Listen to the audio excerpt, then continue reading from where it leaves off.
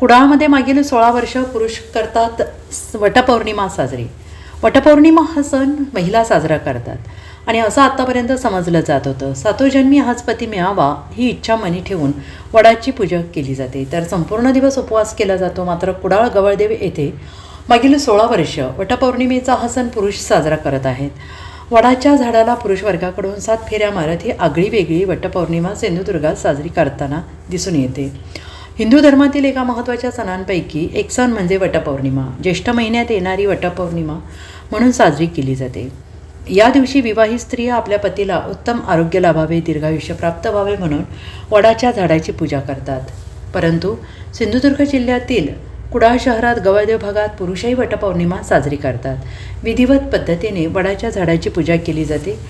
वडाच्या झाडाला फेऱ्या मारल्या जातात. पत्नी आपल्या पतीला जसे दीर्घायुष्य मिळावे म्हणून पूजा करतात, तसेच हे पुरुष आपल्या पत्नीला दीर्घायुष्य उत्तम आरोग्य मिळावे यासाठी पूजा करतात. संसाराचा गाडा हाकताना पुरुषाबरोबर स्त्रीचाही सर्वात महत्त्वाचा वाटा असतो आणि त्या अनुषंगाने स्त्रीसुद्धा ही या तेवढ्याचा आदरास पात्र असते. हा जो स्त्रियांच्या आयुष्यामध्ये सर्वात महत्त्वाचा क्षण म्हणजे वटपौर्णिमा आणि त्यामुळे नवऱ्याप्रती श्रद्धाभाव, आदरभाव, दीर्घायुष्य चिंतनासाठी हा सण ते साजरे करतात. तसंच जी स्त्री आपल्या पाठीशी समर्थन उभी आहे तिच्यासाठी श्रद्धाभाव व्यक्त करण्याच्या उद्देशाने 2009 उमेश गाळवणकर आणि त्यांचे मित्र डॉक्टर संजय निगुडकर यांच्या संकल्पनेतून पुरुषाची वटपौर्णिमा साजरी करण्याचा आम्ही संकल्पना सोडलेला होता आणि तो गेली 16 वर्ष, आजचं हे 16 वर्ष, या 16 वर्ष अविरतपणे चालू आहे. आपण म्हणतो की संगती जन्माचा, विसावा जीवाचा, सुखी ठेव देवा माझा, धनी कुंकुवाचा. हा जो धनी कुंकुवाचा जोपर्यंत सुखी नाही तोपर्यंत संसार चांगल्या पद्धतीने चालू शकत नाही आणि त्याला दीर्घायुष्य लाभावं, त्याच्या यशामध्ये, त्याच्या कार्यामध्ये, त्याच्या अकदर प्रगती त्याची होत राहावी हा यामागचा उद्देश आहे आणि त्या पद्धतीने स्त्री या ठिकाणी प्रयत्न करत असते, हा सण करत असते. आम्ही सुद्धा या उद्देशानेच, तर ती आहे म्हणून आम्ही आहोत.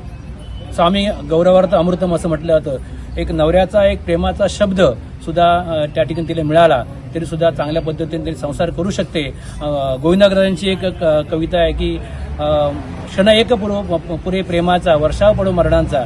पुरुषाने एखादा शाबासकीची प्रेमाची थाप जरी पाठीशी मारली तरी कोणत्याही स्त्रीला हे म्हणजे आकाश ठेंगणं वाटतं आणि हीच जाणीव आपण जपायची आहे.